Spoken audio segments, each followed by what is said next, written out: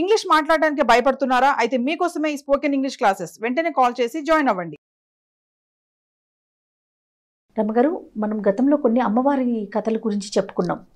ప్రేక్షకుల నుంచి కూడా చాలా మంచి రెస్పాన్స్ వచ్చింది. ఇలాంటి కథలు ఇంకొంచెం మరికొన్ని చెప్పించండి అనేసి. అంటే మనకి ఆన్ స్క్రీన్ మీదే కాదు, తర్వాత బయట కూడా నన్ను చాలామంది అడిగారు, రమ్మగారితో ఇలాంటి స్టోరీస్ చెప్పించండి, చాలా బాగున్నాయి అనేసని. అలాంటి స్టోరీ ఏదైనా అంటే అమ్మవార్లకి సంబంధించి కానీ ఇంకా ఏమన్నా ఒక స్టోరీ, కొన్ని స్టోరీలు ఉంటే మనం చెప్పుకుందాం రమ్మగారు. తప్పకుండా జయ. ఇది కూడా నేను చాలా కాలం క్రితం చదివాను. అంటే ఇది ఎలా అవుతోందంటే, మన రచయితల పేర్లు తెలీదు, వారి కథలు ఏదో ఒక మాధ్యమాల్లో చెప్పడం, అది ఎంత మటుకు సరైన పని కూడా నాకు తెలియటం లేదు. అంటే ఏదైనా అభ్యంతరం వస్తుందేమో అని అనిపిస్తుంటుంది అప్పుడప్పుడు. ఇప్పటిదాకా రాలేదు. అంటే దాని ఏమిటి, ఇప్పుడు మీరు చదివారు, మర్చిపోయారు. ఒకరు రాసిన దానికి ఇంకొకటి పేరు మనం పెట్టలేం కదా. మనకు తెలియనిది మనం చెప్పట్లేదు, అదే మీకు తెలియంది తెలియదు అని చెప్తున్నారు. నేను అనుకోవట్లేదు, నా ఫీల్ అయితే అదే. ఏదైనా అభ్యంతరం వస్తే చూద్దాం ఎలా వస్తుంది అనేది కూడా అర్థం కావట్లేదు.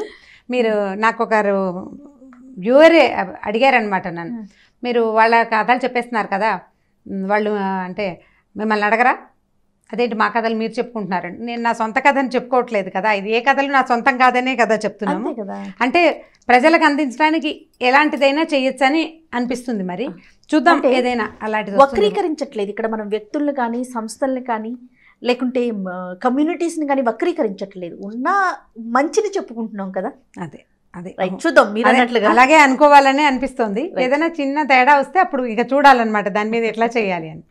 అయితే ఇది చాలా కాలం క్రితం చదివిన కథే జయ. బహుశా నా ఎర్లీ కాలేజ్ డేస్ అయి ఉంటుంది. పాతకాలపు కథ అనమాట. ఒక బ్రాహ్మడి కథే ఇది కూడా. మామూలుగా ఈ దేవుడు బ్రాహ్మడు కనెక్ట్ అయ్యి ఉంటారా అని అడుగుతుంటారు. మీరందరూ బ్రాహ్మణుల పేర్లు ఎందుకు చెప్తారు అని కూడా ఒకళ్ళిద్దరు అడిగారు. అలాంటి ప్రశ్నలు కూడా వస్తాయి. అంటే నేను కనెక్ట్ చేయలేదు, ఆ కథలు అట్లా దొరికినాయి, నేను ఆ రకంగా చదివాను. సో ఎలా చదివానో అలాగే చెప్పాలనుకుంటున్నాను. ఇప్పుడు దాన్ని మార్చడానికి నేను ఎవరిని? రచయిత ఒకటి చెప్పినప్పుడు ఆ కథ నేను చదివాను, నేను ఇంప్రెస్ అయ్యాను, అది మంచి కథ, ఆ విషయాన్ని ఇంకొకరికి చెప్పాలంటే నేను మార్చేయకూడదు కదా. ఇప్పుడు కథనంలో మార్పు ఉండొచ్చు కానీ ఫ్రేమ్ మార్చే అవకాశం నాకు లేదు. ఎవరైనా సరే ఎవరు నేరేట్ చేసినా అలాగే చేయాలి. ఈ రోజులకి సరిపడా వేరొకరి కథని నేను మార్చేయలేను. నా కథ అయితే నేను ఏదో మార్చుకుంటాను అనుకోండి. అప్పుడు ఆ కాలంలోనట కలరా ఒకటి, మసూచి ఒకటి బాగా విపరీతంగా ఉండేవి. అది ఎలా వచ్చేది, కొంతమందికి తగ్గేది కూడా, కొంతమంది మరణించేవారు. వీళ్ళు మరణించటము తగ్గటము అవన్నీ కూడా వాళ్ళ శారీరక స్థితిగతుల్ని బట్టి కదా. వాళ్ళు హెల్తీగా ఉన్నారనుకో తట్టుకుని ఆగలిగే వాళ్ళు మెల్లిగా మాక్వినైనా ఏదో మంది ఇచ్చేవారు. ఆ మందు కరెక్ట్ టైంకి కనుక డోస్ పడితే తగ్గి కూడా కొన్ని స్టోరీస్లో కానీ లేదా మూవీస్లో కూడా చూసాను. కొన్ని రాజ్యాలు పోయేవి. ప్లేగ్ వచ్చిన ప్లేగు కలరా వల్ల మసూచి వల్ల పోయేవి. అయితే ఏమైందంటే కుష్టు వ్యాధితోటి కమ్యూనిటీ అంటే కొంతమంది కొన్ని ఇళ్లలో వచ్చేందుకు అవకాశం ఉంది, ఊరంతా పోదు. ఇవేంటంటే అంటువ్యాధులు స్ప్రెడ్ అయిపోతాయి, నీటితోటి గాలితోటి స్ప్రెడ్ అయిపోతాయి. అయితే ఒక ఊళ్ళో మసూచి ఉంది, ఊళ్ళంతా నడుస్తుంది. అయితే ఆ ఊరిలో ఒక మోతుబరి అనకూడదు కానీ ఒక మాదిరి బ్రాహ్మణ కుటుంబం ఉంది. అయితే ఆయన ఊరంతా మహాగగ్గోలుగా ఉంది, చాలా భయంకరంగా ఉన్నాయి పరిస్థితి. ఎలా ఉంటుంది? పెద్దమ్మవారు గడ్డలు. అంటే ఇప్పుడు మనం చికెన్ పాక్స్ అని చెప్తాం కదా, అమ్మవారు అంటాం, చిన్న అమ్మవారు అంటారు, కానీ పెద్దమ్మవారు అంటారు. మసూచి అంటే సూచికం, స్ఫోటకం మచ్చలు అంటారు. అదే గుంటలాగా పడిపోతుంది అనమాట. అయితే ఈ మసూచి ఊరంతా ఉంది. ఉండేసరికల్లా ఏమైంది, ఈ బ్రాహ్మణ ఆయన ఏమి పనులు లేవు, అందరూ మన ఊరంతా గగ్గోలుగా ఉందన్నమాట. అయితే ఆ ఊరికి గ్రామదేవత గంగానమ్మ. అయితే ఈయన నడిచి వెళ్తూ ఆ గంగానమ్మ గుడి వాకిట్లో అరుగు మీద కూర్చునేసరికల్లా గంగానమ్మ వాకిలంతా నానాభిభత్సంగా ఉందిట. అంతా కోళ్ళు, వాటి మెడలు, నెత్తురు మహాభయంకరంగా ఉంది. వంగి అమ్మవారిని చూడ్డానికి కూడా ఆయనకి మనసులోకి బాధగా ఉందన్నమాట, భయంగా కూడా ఉంది. ఏమిటి ఇది, చక్కగా పసుపు కుంకాలు కాకుండా ఏ రక్తం ఏమిటని ఆయనకి చాలా దిగులుగా ఇదిగా ఉంది. ఇంతలో ఏమైందంటే ఆ ఊళ్ళో ఉన్న ఒక రైతు వచ్చాడు. వచ్చాడు, అతని మెడ మీద గొర్రె ఉంది, గొర్రెపోతుంది. పొట్టేలు చిన్న పిల్లని పెట్టుకున్నాడేమో, ఒక పిల్ల గొర్రెని పట్టుకొస్తే ఈయనకి ఎదురుపడ్డాడు. అడిగితే ఈయన, ఏమయ్యా ఎట్లా ఉంది రాజు, పిల్లవాడు కులాసాగా ఉన్నాడు అని అడిగితే, అయ్యా తప్పింది, గండం తప్పింది, అమ్మకు మొక్కాను, ఇదిగో ఆవిడకి ఇవ్వడానికి దీన్ని తీసుకెళ్తున్నానని చెప్పాడు. చెప్పేసరికి లటక్ గుబ్బుక్కుమంది అనమాట ఆయనకి. ఇప్పుడు ఏది చూసి తను వెనక్కి తీస్తున్నాడు, అదే జరుగుతోంది అక్కడ కూడా. సరే ఇక ఏమీ అనలేక మరి ఎవరి మొక్కులు వాళ్ళవి, వాళ్ళ పద్ధతి ప్రకారం పిల్లాడి ప్రాణాల మీదకి వస్తే ప్రాణానికి బదులు ఈ ప్రాణం ఇస్తామని మొక్కుతారు. ఊళ్ళల్లో సంప్రదాయాలు, పద్ధతులు, దాన్ని మనం ఒకళ్ళు కాదనేందుకు ఏమీ లేదు. ఈయన ఏం చేశారు, ఇంటి వైపుకి వచ్చారు. వచ్చేసరికల్లా ఇంట్లో నుంచి ఏడుపులు వినపడుతున్నాయి. తీరా చూసేసరికల్లా వాళ్ళ అబ్బాయికి కూడా ఒంటి మీద గడ్డలు కనపడ్డాయి. పిల్లవాడికి జ్వరం కాలిపోతుంది. ఒళ్ళు 13-14 ఏళ్ల పిల్లాడు. చాలా లేట్గా సంతానం ఆయనకి. ఒకళ్ళిద్దరు ఆడపిల్లలు ఉన్నారు. ఆడపిల్లలు పెళ్ళిళ్ళు అయ్యాక పుట్టాడు పిల్లాడు. ఇక ఇంట్లో మహా బీభత్సంగా ఉంది వాతావరణం. ఏదో మందేశారు, పిల్లాడు జ్వరం పేలిపోతుంది. 2వ రోజు సాయంత్రం మళ్ళీ రోడ్డు మీదకి వెళ్ళారు, గుడి దగ్గరికి వెళ్ళారు. గుడంతా ఎరుపు, మళ్ళీ అదే పరిస్థితి. అంతే మరి, ఊరంతా ఉన్నాయి, ఏం చేస్తారు. సరే 2 రోజులు గడిచింది, 3 రోజులు గడిచింది, అలాగే ఉంది పరిస్థితి. 3వ రోజు 4వ రోజు సాయంకాలం, 4వ రోజు సాయంకాలం ఆయన మళ్ళీ గుడి వైపుకి వెళ్తే ఆ గుడి దగ్గర ఉన్న వాళ్ళు, ఎవరో బాబు ఎలాగుంది పిల్లాడికి అని అడిగారు. అడిగితే ఇంకా ఏమీ గుణం కనపడలేదన్నాడు. మా వాడికి ఇలాగే ఉంటే ఎరుపేస్తానని మొక్కున్నాను బాబు, కాస్త తేడా కనపడింది, ఏం చేస్తావో నువ్వు అని ఆ ముసలావిడ చెప్పింది. చెప్పేసరికల్లా ఈయన ఏం చేశారు, ఆయనకు లోపల లటకమంటుంది, ఏం చేయాలో తెలియటం లేదు. ఊరంతా మొక్కులేమో కనపడుతున్నాయి. వంగి ఆ గుడి లోపలికి చూశారు. చూసేసరికల్లా అమ్మవారు గంగానమ్మ నవ్వు మొహం పెట్టిందిట ఈయన చూసి. ఎరుపు వేస్తావా బ్రాహ్మడా అని అడిగింది.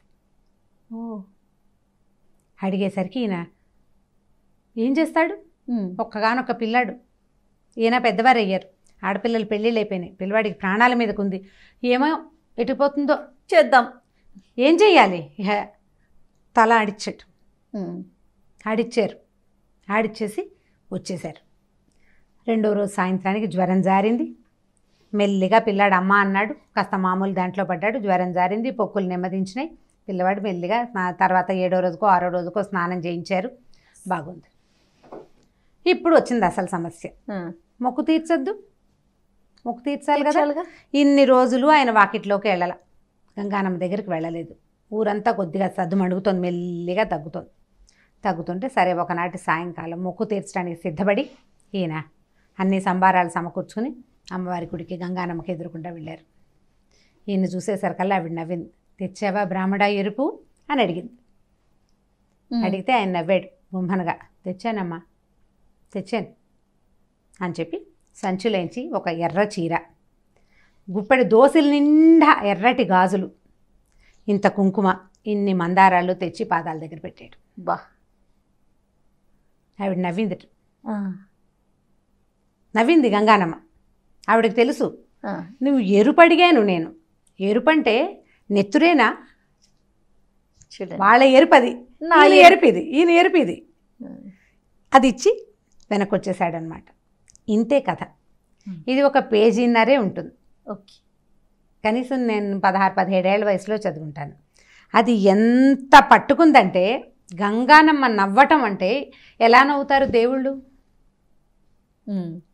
నాకు కూడా అనుభవం ఉంది ఈ విషయంలో. విగ్రహం నాతోటి మాట్లాడడం నాకు కూడా తెలుసు. ఆ చిన్నతనంలో తెలియలేదు చెయ్య. అప్పుడు నేను ఈ కథ చదివినాడు. ఆ అమ్మవారు గంగానమ్మ అంటే సాధారణంగా కన్ను ముక్కు చెవి పెట్టిన సాధారణ విగ్రహంగా ఉండదు. సాధారణంగా ఒక బండరాయి, నాలుకో ముక్కో కన్నో ఒక రూపానికి ఏర్పరిచిన అమ్మవారుగానే ఉంటుంది. అందులోంచి ఒక నవ్వు బ్రాహ్మడికి కనపడిందంటే ఆయన ఎంత తదేక దృష్టి కలిగి ఉంటాడు. ఆ ఉన్న దాని మీద అక్కడ ఒక మూర్తిని, ఒక తల్లిని భావించగలిగాడంటే ఎంత భక్తి తత్పరత, ఎంత తదేక దృష్టి. ఇందులో మాతృమూర్తిని, ఒక అమ్మవారిని చూడగలిగాడంటే ఆయన ఎంత భక్తిపరుడు. ఆ వయసుకి నాకు ఎట్లా చూశాడు, ఆవిడ ఎలా నవ్వింది అని అనిపించేది. బాగా నేను పెద్దయ్యాక, నాకు కూడా భక్తిభావం ఎక్కువయ్యాక ఈయన నన్ను చూసి నవ్వుతున్నాడు, నన్ను పలకరిస్తున్నాడు అని నేను తెలుసుకోగలిగాను.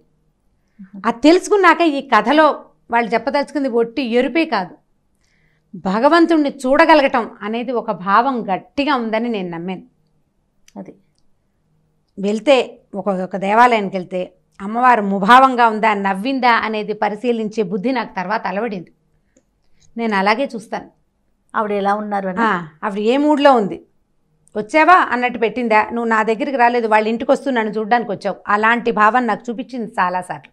అద్భుతం. అంటే నాకు నా బుద్ధి దాని అంత లయం అవ్వడానికి అవకాశం వచ్చిందనమాట. దానికి దోహదపడినవి ఇలాంటి కథలు చాలా ఉన్నాయి. ఇలా చూడొచ్చు, ఇలా తెలుసుకోవచ్చు. మనం ఒక దారి వెంట వెళ్తాం. ఏదైనా ఎలా నేర్చుకుంటాం మనం? మన ముందు ఉన్న ఒరవడిని చూసే కదా. ఖచ్చితంగా మనకే కొంతమందికి బలమైన భావాలు మనసులో కలుగుతాయి. భావజాలం అంటే తీవ్రమైన భావజాలం కొంతమందికి ఒరిజినల్గానే లోపలే పుడుతుంది.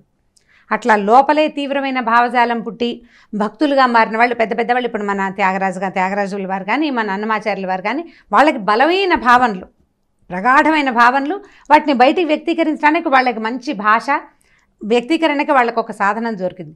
ప్రతి వాళ్ళకి అంత బలమైన భావన ఉండదు, కొంత ఉంటుంది భావన, కొద్దిగా ఉంటుంది. ఈ కొద్దిది ముందు వాళ్ళని చూసి మనం దాంట్లోకి వెళ్తాం. నేను అందులోకి వెళ్ళడానికి ఇలాంటి కథలు బాగా దోహదపడ్డాయని నేను అనుకుంటా. దుర్గాదాస్ కథ ఒకటి, అవును. తర్వాత ఇది రెండో కథ. దీని తర్వాతే నేను ఆ మంత్రం కథ చదివాను. మంత్రం కథ నేను బాగా పెద్ద అయ్యాక, నాకు 25-30 ఏళ్ళు వచ్చాకే. ఇవి నేను చిన్న వయసులో చదివినవే అనమాట. మేము మా ఊర్లో, మా పక్క ఊర్లో అంటే మా ముత్తాత గారు ప్రతిష్ఠ చేసిన నరసింహస్వామి దేవాలయం ఉంది. నేను ఎంతసేపు అక్కడికి వెళ్ళి ఆయన చూస్తున్నాడా లేదా అని చూస్తుండేదాన్ని. ఆ వయసులో నాకు అలా అనిపించేదనమాట. ఆయన చూస్తున్నారా, ఆయన నన్ను చూస్తున్నాడా లేదా, ఏదైనా నాకు చెప్పడానికి ట్రై చేస్తున్నాడేమో చూడాలనిపించేది. స్టోరీలు చదవటం, కథలు చదవటం వల్ల అది వెతకడానికి ప్రయత్నం చేసేదాన్ని. ఎప్పుడు ఆంజనేయ స్వామిని చూసినప్పుడు ఈయన ఏమైనా చెప్తున్నాడా మనకి, నేను ఎక్కడైనా మిస్ అయిపోతున్నానా అంటే ఎక్కడ మిస్ అయిపోతున్నానా అని కాదు, అసలు ఆయన ఏమైనా చెప్పదలుచుకున్నాడా, నేను ఆయన్ని తెలుసుకోగలుగుతున్నానా లేదా అని. క్రమంగా వయసు వచ్చే కొందికి తెలిసింది. ఇప్పుడు ఇలాంటి కథలతోటి మనం పిల్లలకి సాధారణంగా ఇది చెప్పచ్చు. 10 ఏళ్ల లోపల పిల్లలకి కాదు, ఒక 15-18 ఏళ్ల పిల్లలకి, పెద్ద పిల్లలకి 25 ఏళ్ల పిల్లలు కూడా, అంటే ఆ పెద్దవాళ్ళు కూడా ఈ కథ తెలుసుకోవచ్చు. భక్తికి రకరకాల మార్గాలలో ఇదొక మార్గం. ఇది నా ఫేవరెట్ కథల్లో ఈ కథ కూడా ఎప్పుడూ నేను తలుచుకుంటూ ఉంటానన్నమాట. ఎరుపు ఇవ్వటం అంటే నీకు తెలిసిందే కాదు, నీకు తెలిసిందే కాదు, అమ్మవారికి ఇంకో ఎరుపు కూడా కావాలి. అదేమిటో నీకు తెలీదు, ఎవరికి ఏది తెలిస్తే అది ఇస్తాం. ఇప్పుడు మనం ఏం చేస్తాం, మన ఇంట్లో అన్నం వండుకుంటాము, అన్నం వండుకుని నైవేద్యం పెడతారు, ఓ బెల్లం ముక్కేసి మేము అలాగే పెట్టుకుంటాం. దాని మీద నెయ్యి వేసి, నెయ్యి వేయటం, బెల్లం ముక్కేసి పెడతాం. పర్వదినాల్లో కొంచెం పెసరపప్పు వేసి వండి పెడతాం. ఒకళ్ళు పాయసం చేస్తారు, ఒకళ్ళు పొంగల్ చేస్తారు, ఒకళ్ళు అదేదో. అసలు ఆవిడకి ఏమి ఇష్టమో నీకు తెలుసా? ఇవన్నీ ఇష్టాలేనా? లలితా శాస్త్రంలో పాయసాన్న ప్రియా చెప్తారు, దధ్యన్నాసక్త హృదయ చెప్తారు, గుడాన్న ప్రీత మానస, ఎన్ని పదాలు ఉంటాయంటే ఆవిడకి బెల్లం అన్నం ఇష్టం, పులిహోర ఇష్టం, దద్దోజనం ఇష్టం. అక్కడి నుంచి ఇది కూడా మన ముద్గౌదనం అంటే పెసరపప్పు వేసిన కట్టి పొంగల్ లాంటివి ఎన్నో ఇష్టం. పాయసాన్నం మరీ ఇష్టం. నీకు చాతొచ్చింది పెడతాం, అంతే కదా. లేదా నీకు కుదిరింది పెడతాం. మీ ఇంట్లో ఏది ఉంటే అది అందుబాటులో ఉన్నది, ఏమీ లేకపోతే ఒక నిమ్మకాయ పెట్టి ఒక దండం పెడతాం. అది కూడా లేకపోతే చిటికెడు పంచదార కూడా లోపం అయితే నేనున్నా తల్లి, నన్నే పుచ్చుకో, నేనే నీ ఆహారాన్ని ఇవాళకి అని ఒక దండం పెడతాం. అంతే. ఎవరికి ఏది ఇస్తే, ఏది బుద్ధికి కలిగితే ఆలోచన, అది మనం ఇవ్వచ్చు. భగవంతుడికి ఇవ్వాలి అన్న ధ్యాస, అన్న ఆలోచన మనకి కలగాలి. పిల్లల్లో దాన్ని అలవలిగితే మంచిగా బాగుంటుంది. అంటే దీనివల్ల ఏమవుతుందంటే ఒక ఇచ్చి పుచ్చుకునే ధోరణి ఒకటి అలవాటు పడుతుంది. మనం ఏమనుకుంటామంటే, హేతువాదులు వాళ్ళు చెప్తారు, ఆయనకి ఏదైనా లంచం ఇచ్చి నువ్వు తీసుకుంటున్నావా? దేవుడికి లంచం ఇవ్వటం కాదు, లంచం ఇవ్వటం అనేది వేరే కదా. దేవుడు నేనేమీ చదవకుండా నీ కొబ్బరికాయ కొడతాను, నన్ను పాస్ చేయించు అని అడిగితే లంచం కదా. నా ప్రయత్నం నేను చేశాను, మా ఇంట్లో ఓ కొబ్బరికాయ అయింది, నీకు ఆ కొబ్బరికాయ కొడతాను, నీ ప్రయత్నం నాకు ఏదైనా సహాయం చేయి, నువ్వు కూడా నా కోసం కొంచెం ప్రయత్నం చేయి. 99% నువ్వు చేసి 1% దేవుడిని అడగటం, ఇది లంచం కాదు. దీన్ని లంచం అనడానికి వీల్లేదు. కాబట్టి ఈ రకంగా చేయొచ్చు, పిల్లలకి ఇది నేర్పించవచ్చు. ఇదొక చాలా మంచి కథ. నాకు జ్ఞాపకం ఉన్నంత వరకు చెప్పా, నాకు ఇలా గుర్తుంది ఆ కథ. వారెవరో మహానుభావులు. మళ్ళీ ఈ కథకి రైటర్ని ఈసారి నేను అడగటం లేదు, నాకు పెద్దగా తెలుసుకోవాలన్న అత్యంత ఉత్సాహం కూడా లేదు. కథ బాగుంది, మంచి కథ. ఆయన ఎరుపుకి, అమ్మవారి కావాల్సిన ఎరుపుని ఓ ఎర్ర చీర, గాజులు, చక్కగా మందార పువ్వులు ఆయనకు తోచిన, ఆయన సమర్పించగలడు. ఆ రకంగానే బ్రాహ్మడు దేనిదైనా మెడకోసి ఇవ్వగలిగే సామర్థ్యం ఆయనకి లేదు. ఆయన ఎదురు చూసి ఈయన కళ్ళుదిరి పడిపోతాడు ముందు. అది చేయలేడు. చేయగలిగిన వాడు అది చేస్తాడు, అది తప్పని చెప్పటల్లా. నీకు అది చాతొచ్చు, అది చేయగలిగిన వారు అదే చేస్తారు. చేయగలిగిన వాడు అదే చేస్తాడు. చేయలేని వాడివి నీకు చాతొచ్చింది చెయ్యి. అది చేసి ఆ అమ్మవారి నుంచి ఆయన బాకీ తీర్చేసుకున్నాడు అనమాట. చాలా బాగుంది రమ్మగారు, మంచి కథ, మంచి కథ. ఒక నీతి కూడా అనిపిస్తుంది, ఒక మంచి అంటే ఒక మెసేజ్ ఉంది ఇందులో. దాన్ని ఫాలో అయితే మనం అంటే ఇప్పుడు నా బుద్ధికి ఒకటి అర్థమైంది, మీ ఎవరెవరి విధానాన్ని బట్టి వాళ్ళకి అది అర్థమవుతుంది.